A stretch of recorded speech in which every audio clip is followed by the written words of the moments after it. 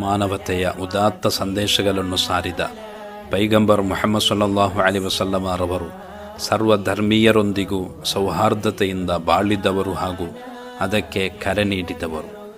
ಪೈಗಂಬರ್ ಸಲ್ಲಲ್ಲಾಹು ಅಲೈಹಿ ವಸಲ್ಲಂ ಹೇಳಿದ ಮಾತನ್ನು ಅಬೂ ದಾವೂದ್ ಎಂಬ ಪ್ರವಾದಿ ನುಡಿಗಳನ್ನು ಬರೆಯಲಾದ ಗ್ರಂಥದಲ್ಲಿ ವಿವರಿಸಲಾಗಿದೆ.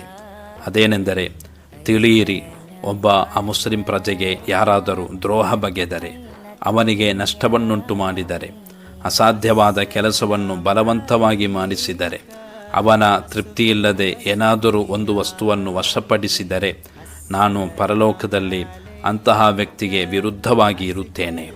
ಅಂದರೆ ಇಂತಹ ಮುಸ್ಲಿಮರು ನನ್ನ ನೈಜ ಅನುಯಾಯಿಗಳು ಅಲ್ಲ ಎಂದಾಗಿದೆ ಪ್ರವಾದಿ ನುಡಿಯ ತಾತ್ಪರ್ಯ. ಇಷ್ಟೊಂದು ಸುಂದರವಾದ ಮಾನವೀಯ ಸಂದೇಶಗಳನ್ನು ನೀಡಿದ ಪ್ರವಾದಿಯವರೋ ಕುರ್ಆನೋ ಅಮುಸ್ಲಿಮರನ್ನೆಲ್ಲ ಕೊಲ್ಲಿರಿ ಎಂದು ಎಲ್ಲೂ ಹೇಳಿಲ್ಲ.